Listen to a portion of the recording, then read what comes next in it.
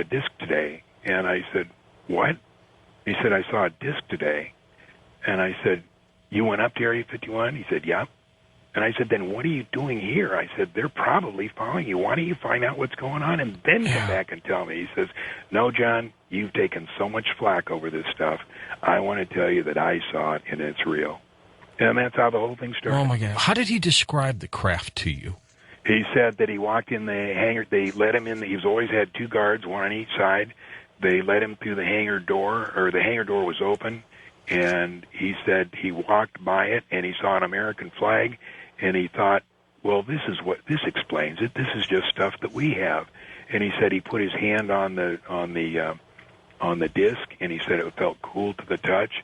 And he said only later did he realize, no, this can't be ours, because when they gave him access to the inside, the chairs and everything were, for people that were like 3 feet tall. He said this is nothing that we could fit in. That had to have been quite a sight for him. It was, and it was quite an experience for me. I'll never forget those 2 years. They were the most exciting in my life. I wouldn't trade them for anything. I never thought in a million years when I started to get into this UFO business, because, you just can't get any information. I never thought I'd get, that close to what was really going on. And at that point, you got to know our friend George Knapp, who was doing some fill-in hosting for us. I did an interview with George. John was several months ago, and I said, you know what, George, I'd like you to fill in for us once in a while. And he did one show for us, did a great job. And because he is such an expert at what he does, he's a perfect mix for us as a team. Absolutely. And how George Knapp got in it was I won't go into it. There was 3 times that we went up to the test site with Bob to watch the saucers. The first one was May 22nd, 89. Then the next one was a week later. That was the one that George went and filmed. And then the last one was April 6th, a week after that. And that's when I went up with Bob, his wife's sister, and Gene Huff. And that's when security caught us. And the next day, they hauled him up to Indian Springs, which is the head of all security for the Nevada test site. And they said, now, Bob, when we gave you this clearance, it showed you the flying saucers. It didn't mean you were supposed to tell all your friends about it.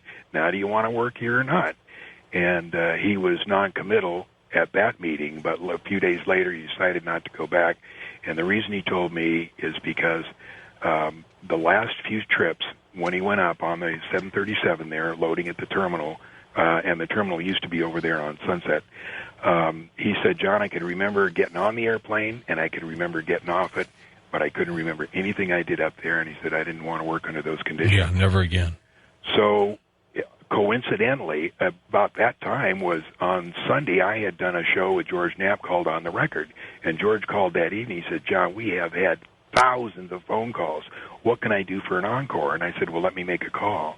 So I called Bob, and this time he had decided to quit. And I said, do you want to go and do the George Knapp news tomorrow night? And he said, yeah, as long as they don't show my face.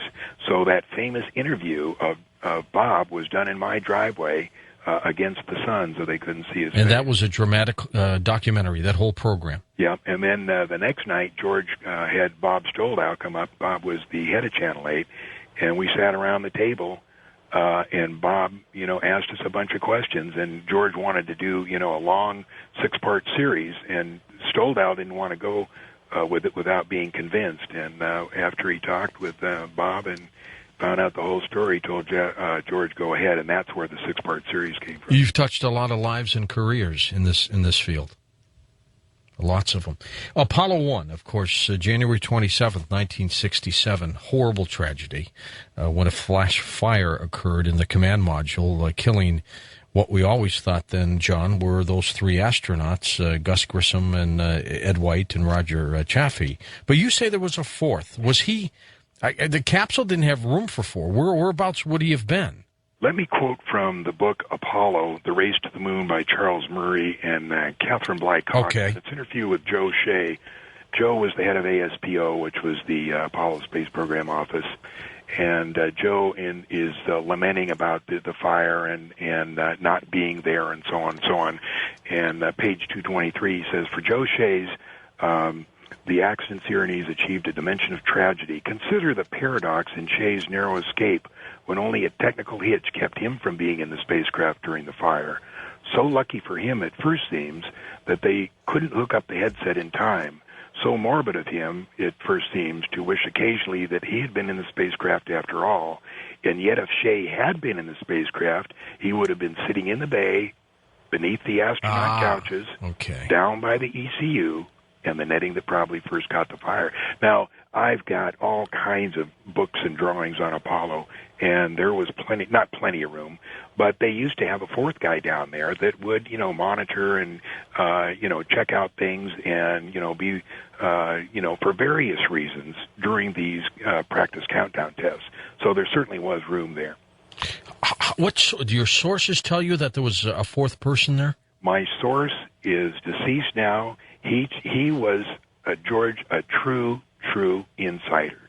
And he didn't tell me much, but he did tell me a few things. And one of them was, he said there was a fourth guy in that fire. He said I was brought in immediately afterwards. He said I went up to level 8, and he said the National Security Agency had cordoned off the area right after the fire, and they spent 45 minutes removing that body, and then they let NASA go in there and remove the rest of the bodies. And so I thought that's pretty interesting. So I started doing research, and just one little thing after the other points to, yep, by George, there certainly was one. Now, George, this happened in 1967. You figure there might have been 30, maybe 35 controllers in that room. They were all between maybe 25 and 35 years old, maybe some older. They're between 70 and 75 now. Some of them are still alive. So if they're listening to the program, I would appreciate it if you call in and say, you don't have to identify yourself, just say, yes, the story is true. I can't tell you any more than that, but there was a fourth guy. And if they want to do this, they can give me the first letter of the last name of the guy, which I know, and of course I'm not going to reveal it, but if they'll just give me the first letter of the last name of the guy, then we'll know that guy was there. Okay. Well, now, if he was there, and they're covering it up, again, why would they do that? Why don't they simply say, well, we had 3 astronauts because they would and a fourth? They would have had to explain who he was, and they would have had to explain who he was, what his background was, and he was part of the Secret Astronaut Corps, and that would have exposed the Secret Astronaut Corps. And they couldn't afford, under any circumstances, to expose the Secret Astronaut Corps. Tell us why. Why the Secret Astronaut Corps? Because, George, we have many things going on. As I've told you, we've been going back and forth to the moon since 1962. We've been going back and forth to Mars since 1966.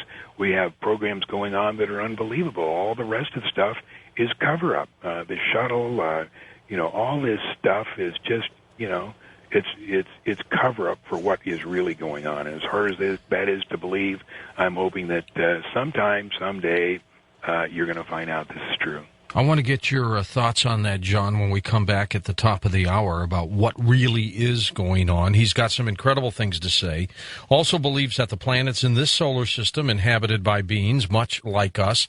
We'll get John Lear's take on that as well. John doesn't have a website, so I do not have one for you to go and take a look at. He does not have a book to sell. He doesn't have anything to sell here. He's just here to talk about some of the things that he knows that we are sharing with you tonight on Coast